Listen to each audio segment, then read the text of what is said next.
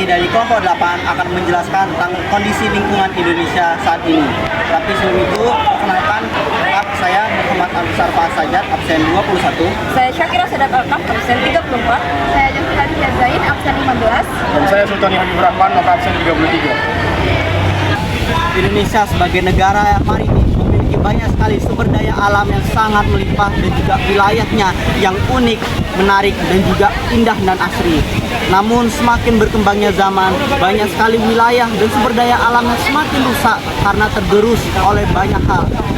Awalnya yang dululah sangat asri dan indah, sekarang mulai semakin mengalami kerusakan dan juga terbengkalai. Disebabkan oleh banyak faktor, mulai dari kerusakan yang manusia lakukan, kelalaian manusia yang tidak mau merawat, hingga faktor alam. Dari Greenpeace.co, di sini seorang penyelam bersama Rati Ning yang sudah lama menggeluti dan melakukan profesinya sebagai penyelam. Di sini ia mengatakan bahwa laut yang sekarang dan terumbu karang yang sekarang itu sudah tidak sama dengan terumbu karang dan laut yang ada di zaman 90-an. Di zaman saat itu terumbu karang masih sangat bagus dan melimpah, banyak keanekaragaman hayati dan juga jarak pandang di airnya itu sangat jernih. Namun di tahun 2000-an itu sudah mulai menghilang. 25 tahun terakhir kali ini sangat memprihatinkan wilayah perairan Indonesia. Banyak sekali hewan-hewan yang telah punah, terumbu karang yang sudah hancur.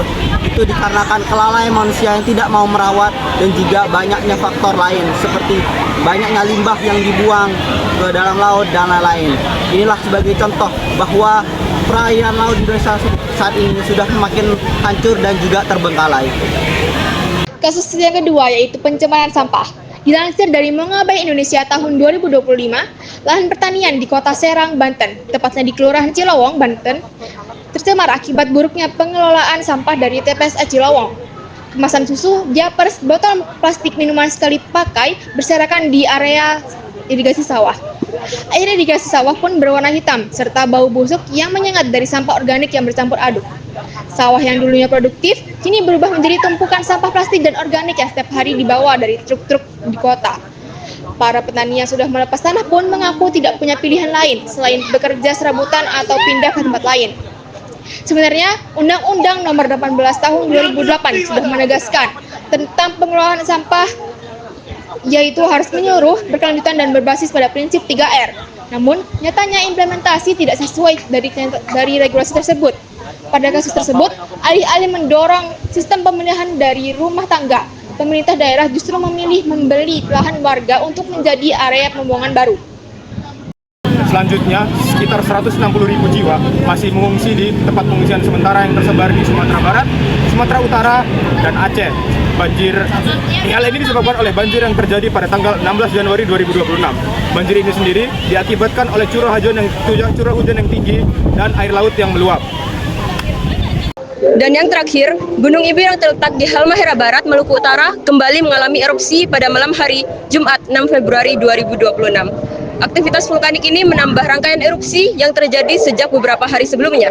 Dalam laporan tersebut, masyarakat dan wisatawan dihimbau untuk tetap waspada dan tidak melakukan aktivitas di dalam radius bahaya yang telah ditetapkan oleh Pusat Vulkanologi dan Mitigasi Bencana Geologi, yakni radius 2 km dari kawah aktif dengan perluasan sektoral sejauh 3,5 km dari arah bukaan kawah di bagian utara. Warga juga diingatkan untuk menggunakan masker dan kacamata pelindung jika terjadi hujan abu guna menghindari gangguan kesehatan.